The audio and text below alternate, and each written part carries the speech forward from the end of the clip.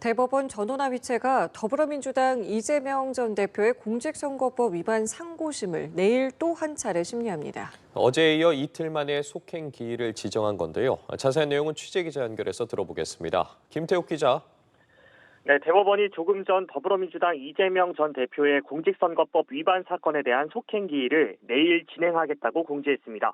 대법원은 어제 오전 이 전 대표 사건에 대한 재판부 배당과 전원합의체 회부에 나선 가운데 오후에는 첫 합의기일까지 여는 등 심리를 진행했는데요. 이 전 대표가 답변서를 제출한 지 하루 만에 심리까지 진행한 대법원이 이틀 만에 곧바로 심리를 진행하는 등 속도전에 나선 겁니다. 내일 속행기일에서는 지난 대선 당시 이 전 대표가 방송에서 고 김문기 씨와의 교류 행위에 대한 거짓말 여부와 백현동 부지 용도 변경 관련 국토부 협박 발언에 대한 해석, 그리고 이 발언들을 공직선거법상 허위사실 공표죄로 처벌할 수 있는지 여부가 다뤄질 전망입니다. 속행기일 심리에는 조희대 대법원장과 대법관 등 12명이 참여할 예정인 가운데 중앙선거관리위원장 겸직으로 기피 신청을 낸 노태학 대법관은 선거법 사건인 만큼 참여하지 않습니다.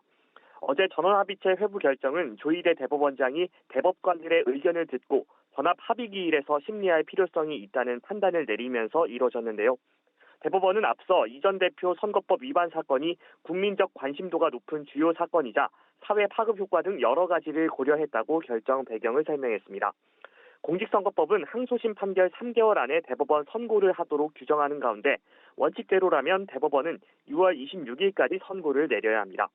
재판부 배당 당일에 전원합의체 회부, 심리에 나선 대법원이 이 전 대표 사건의 속도를 내면서 6월 3일 대선일 전에 선고가 가능할지 여부에도 관심이 쏠리고 있습니다. 지금까지 대법원에서 전해드렸습니다.